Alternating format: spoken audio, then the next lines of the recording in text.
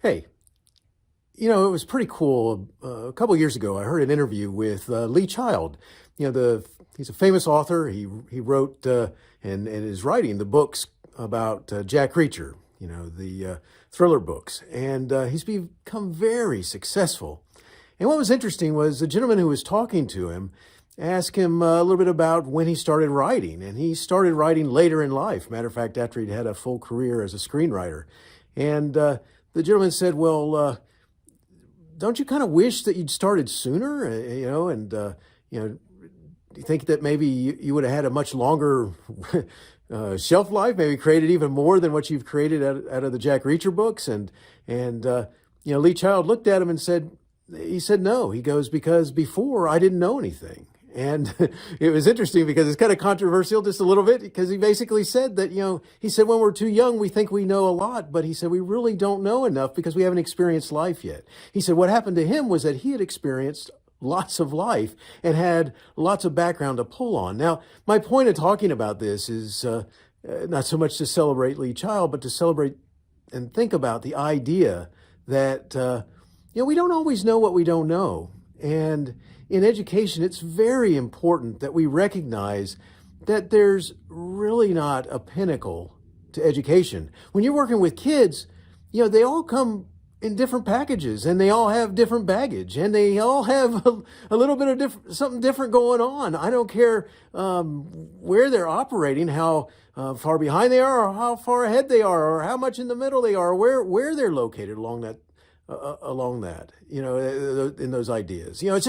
It's something that I've run into this before, where some people in education think that they don't need to know anymore. They're done. They've learned all there is to know. They've got enough degrees. They've spent enough time in professional development or taking classes. They don't need to do it anymore. And I got to tell you, that's just not the way to think, because just like Lee was talking about in him as a writer, I think we need to understand the same sort of thing, that in education, the longer you are around kids, the more experience you have to pull from, the more you understand, the more opportunities you get to learn from experts and people who have spent all their lives learning about pedagogy and so forth to help us, or high impact instructional strategies. And there's just so much going on that it's so important to keep learning and not shut ourselves out.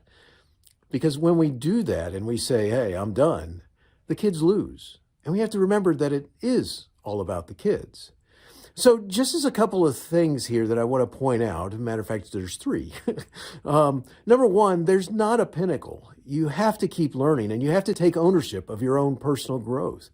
And the number two thing that I want to talk about is that it's so very important to recognize that sometimes you might need a coach. You might need someone who has some ideas about how to help you address whatever that issue is, or challenges, whether it's instructional, classroom management, whatever it is within the world of working with kids. And that goes for administrators too, not just a classroom teacher.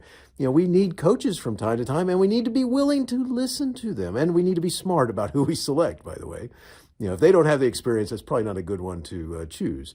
And then the last one is that, not only is it important for us to recognize there's not a pinnacle, that we need to take responsibility for our own growth, and not only do we need to recognize that at times we might need a coach, it's also very important, as a last point, that we recognize that sometimes we need more than a coach. We need a critical friend, because, we might lose our passion. We might lose our energy sometimes, or we might just be kind of stumbling along. And we need that critical friend that looks at you and says, hey, Steve, do you really think you gave your all in that lesson? Do you think you planned enough? Do you think that you are where you need to be with what should have taken place in the planning here?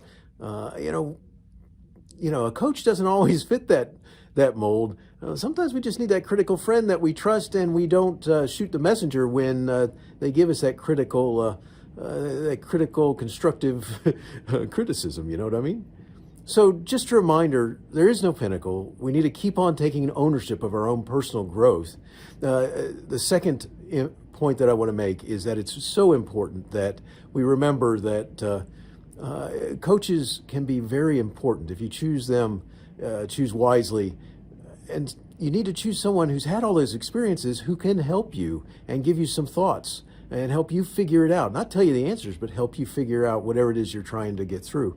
And then the last thing is just simply that, you know, we need sometimes more than a coach, and we need more than our own personal growth. We actually need a critical friend, somebody who's going to tell us when, you know, we're not really doing what we should be doing, or, you know, we're not holding our own, or we're, you know, just kind of phoning it in. So just some thoughts.